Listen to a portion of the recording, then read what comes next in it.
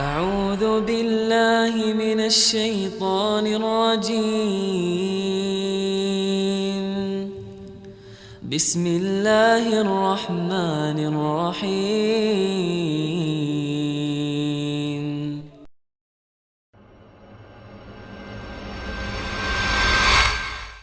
Islam menyuruh kita untuk menjadi orang yang kaya. Kaya memiliki materi yang sumbernya jelas dari hal-hal yang halal. Dari mana dalilnya Ustaz? Bisa nggak dijelaskan kepada kami? Bukankah orang miskinnya muslimin lebih dulu masuk ke dalam surga sebelum orang kaya? Sebagaimana disebutkan dalam hadis sahih, saya akan menjawab iya. Dan ulama merincikan kenapa orang miskin lebih dulu masuk ke dalam surga, karena hisab mereka lebih cepat. Bukan berarti mereka mengalahkan orang-orang yang kaya. Sampai ulama berselisih pendapat dan ujung-ujungnya paling banyak pendapat tentang masalah mana yang lebih afdal. Orang kaya yang suka bersyukur dengan orang miskin yang suka bersabar. Mana yang lebih afdal posisinya? Ujung-ujungnya adalah mereka menemukan ternyata orang yang kaya bersyukur lebih afdal daripada orang yang miskin sabar. Dua-duanya punya potensi, dua-duanya punya fadilah, tapi di sini ternyata ada hal yang luar biasa yang kadang-kadang luput dari kaum muslimin. Saya jelaskan beberapa dalil ikhwas sekalian. Tentu ini bukan menyalahkan teman-teman kita yang miskin, tidak. Karena Anda miskin pun bisa mengubah nasib. Karena miskin itu masuk dalam takdir ikhtiar. Masuk dalam takdir ikhtiar. Itu potensi. Allah berikan waktu kita sama semuanya. Ya, samanya itu adalah 24 jam, semua punya mata dua, punya kuping dua, tangannya dua, kakinya dua, semua punya potensi yang sama, waktunya sama-sama 24 jam, sama-sama lahir dari rahim seorang ibu. Kenapa kok ada orang yang maju dan ada orang yang tidak maju? Ini yang butuh kita ya korek. Apa kira-kira rahasianya? Apa kira-kira rahasianya? Ternyata dalam Islam banyak sekali dalil yang mendongkrak kita untuk menjadi orang yang sukses, dunia dan juga akhirat. Saya angkat pertama misalnya dalilnya, ulama mengatakan rukun Islam itu ada 5, semuanya wajib. Tetapi 5 rukun Islam ini dari syahadat, sholat, zakat, puasa Ramadan dan haji, semuanya wajib, cuma dibagi 3 lagi oleh para ulama. Yang pertama adalah wajib, tidak ada toleransi di situ, tampaknya pasti kafir. Itu adalah syahadat dan sholat. Ini jelas, mutlak. Syahadat, tanpa syahadat seseorang itu dikatakan kafir. Dia tidak syahadat, oleh syahadat dia jadi muslim, kecuali lahir dalam keadaan Islam, berarti dianggap sudah terwariskan dari orang tuanya, karena otomatis orang tuanya akan selalu mengajarkan kepadanya masalah syahadat. Kalau masalah sholat, yang meninggalkan secara pembangkangan, sebagaimana ulama mengatakan hukum tarkus sholah amdan wa jahdan, sengaja dan membangkang, itu kufur. Sebagaimana sabda Nabi SAW, al-ahdu ladhi bainana bainam tarkus salat faman taraka faqad kafar. Perbedaan dasar antara kami dengan orang-orang kafir adalah salat. Siapa yang meninggalkannya maka dia telah kufur. Yang kedua, ikhwat dan akhwat sekalian, rahiman rahimakumullah, adalah rukun Islam yang wajib tapi masih bisa diganti di waktu yang lain. Kalau orang itu punya udzur syar'i, puasa Ramadan, kita tahu kalau orang musafir, sakit, wanita haid dan seterusnya, ada udzur-udzur syar'i masih bisa diganti, tapi harus diganti. Allah mengatakan dalam Al-Quran, a'udzubillahi minasyaitonirrajim, fa'iddatu min ayyamin ukhar. Gantilah di hari-hari yang lain, ada toleransinya. Yang ketiga yang jadi saksi bahasan kita, wajib tapi bagi yang mampu, zakat dan haji. Perhatikan apa kata para ulama. Banyak orang Islam salah faham dengan 2 rukun ini.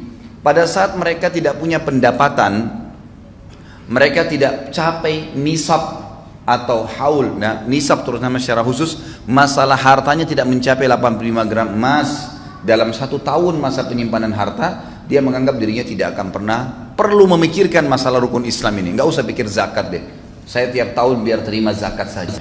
Ini pemahaman yang salah. Oh, kalau pergi haji biayanya mahal, ya udah saya kayaknya nggak, udah pendapatan gaji saya cuma 1 juta sebulan, 2 juta sebulan, kayaknya saya nggak mungkin pergi haji deh, biayanya sampai 70-80 juta kalau NH plus, maka mungkin saya tidak akan pernah haji. Ini pemahaman yang keliru sekali, karena dia akan memvakumkan dirinya dan tidak mau mencapai target itu.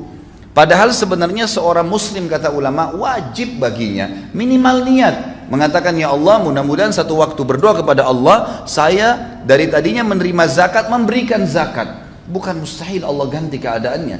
Lalu dia ikhtiar memasang program, kalau tahun ini saya terima zakat, tahun depan saya ingin memberikan zakat. Dengan niat yang saleh, niat yang baik, maka akan Allah SWT mudahkan jalannya, dan dia juga akan menjadikan atau mengatur program-program agar bisa mengeluarkan zakat. Tahun depan belum bisa, tahun depannya lagi. Yang penting ya Allah, jangan buat saya meninggal kecuali saya sudah mengeluarkan zakat.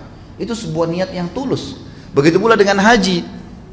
Ya Allah, sebelum saya meninggal saya ingin mengerjakan haji tahun depan, 2 tahun lagi, 3 tahun lagi, mulai menabung. Allah SWT berkahi. Berapa banyak orang yang menabung, ikhwah akhwat sekalian, subhanallah, dananya baru 10 juta, tapi karena ada temannya, ada kerabatnya yang tahu dia nabung untuk haji, lalu dilengkapkan pada tahun depannya, sudah kamu pergi haji saya biayain selebihnya.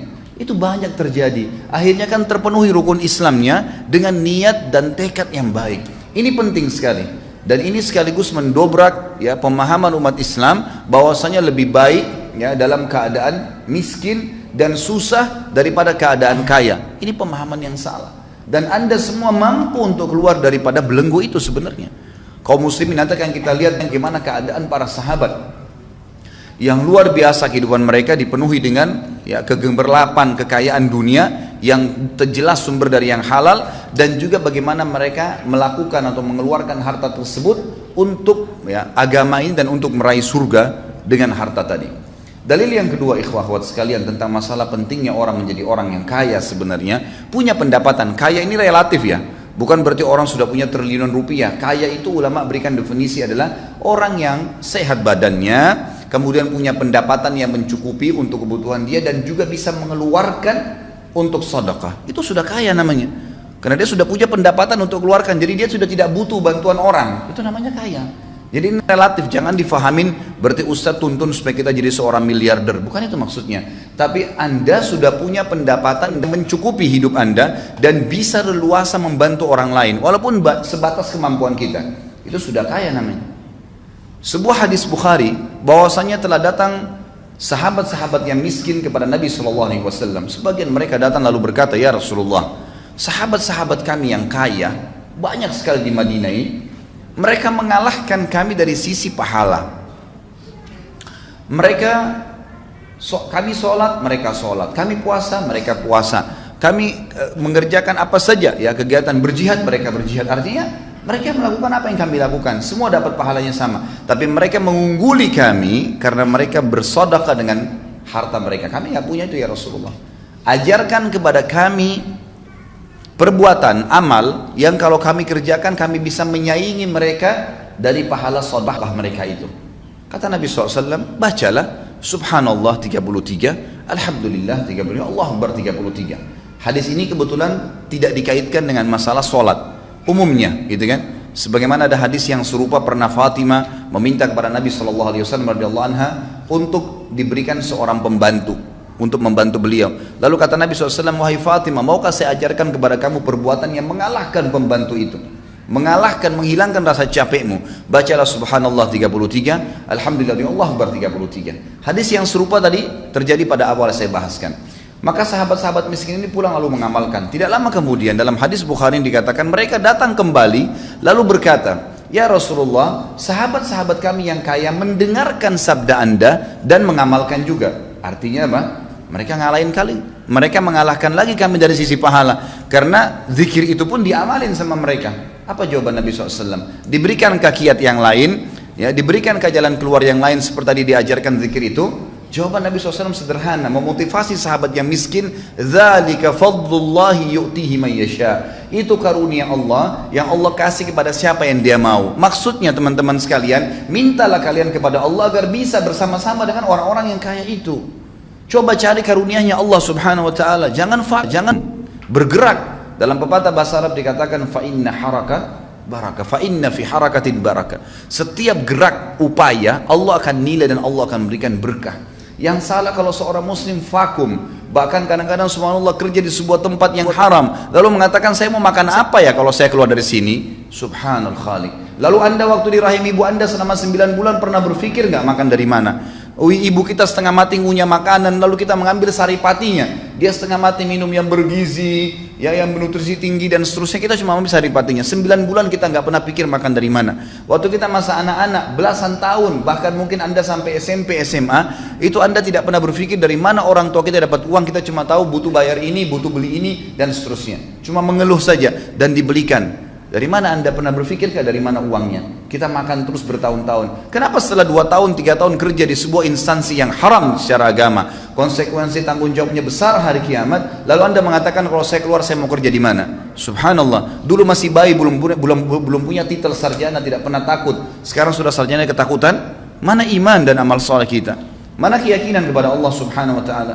Maka ini harus difahami ikhwan dan akhwat sekalian, bahwasanya Allah Azza wa Jalla akan, ya, menentukan dan memastikan janjinya sebagaimana Allah berfirman, a'udzubillahi minasyaitonirrajim, innallaha la yughayyiru ma biqaumin hatta yughayyiru ma bi anfusihim. Allah enggak akan ubah keadaan satu kaum sampai mereka sendiri mengubah diri mereka. Harus berupaya, berusaha, baru Allah keluarkan, gitu kan?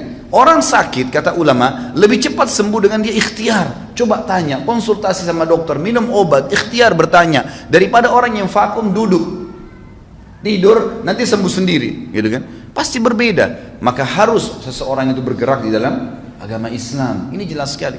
Ini jelas sekali. Baik, contoh yang ketiga, secara rasional saja saya kasih. Masjid ini sekarang, saya ceramah, antum dengar.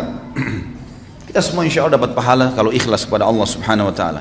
Dan semoga Allah tanamkan dalam hati kita keikhlasan itu.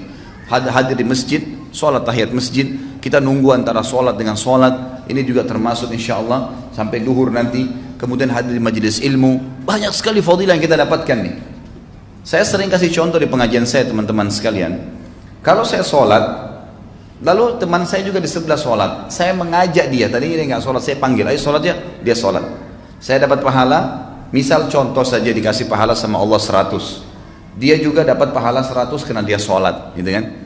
Dua-dua dapat pahala. Tapi saya karena mengajak dia dikasih pahala sama Allah 100 persis pahala dia tanpa dikurangin dari pahala dia. Plus bonus, saya dapat 200 karena ngajak orang. Tapi pernah nggak kita berpikir bahwasanya orang yang bangun masjid ini panen pahala semua orang yang sholat? Artinya dari mana orang bisa bangun masjid? Dari harta, ikhwah sekalian. Harus punya uang, harus punya pendapatan, tapi pendapatannya sumbernya halal, keluarnya jelas kemana, bukan dipakai foya-foya.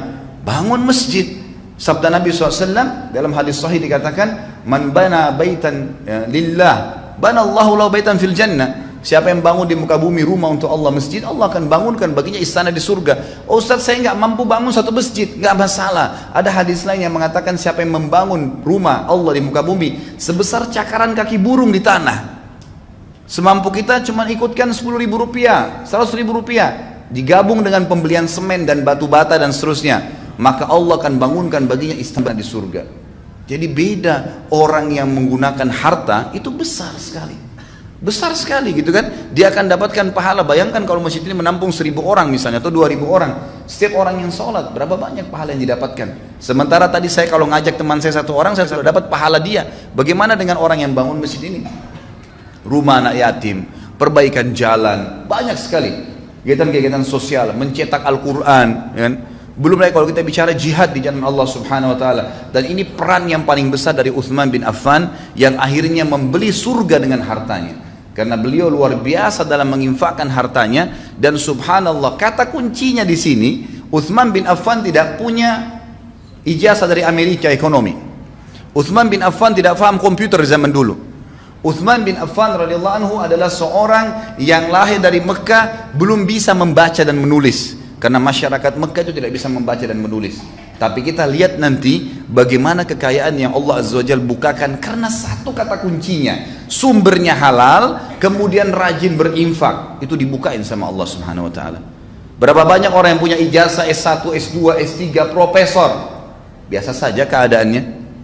Berapa banyak orang yang punya perusahaan banyak, besar, mobilnya mewah, tapi pada saat meninggal ternyata utangnya lebih besar daripada asetnya karena terlibat dalam masalah ribawi. Apakah ini yang dianggap prestasi dunia, ikhwah dan akhwat sekalian? Atau seseorang yang dasarnya memang tidak punya ijazah. Bukan saya katakan Anda vakum, jangan cari ijazah. Bukan. Saya ingin membuka wacana. Ternyata bukan ijazah yang mendatangkan sebuah rezeki. Tapi kita keyakinan kepada Allah subhanahu wa ta'ala sebagai pemberi rezeki yang akan membuka itu. Yang akan Allah subhanahu wa ta'ala berikan kepada kita. Sumbernya jelas, halal, dan dikeluarkan di jalan Allah. Rajin mengeluarkan jalan Allah. Nah, kita yakin titipan dari Allah, maka secara otomatis Allah akan limpahkan ya apa yang sebenarnya kita minta. أعوذ بالله من الشيطان الرجيم بسم الله الرحمن الرحيم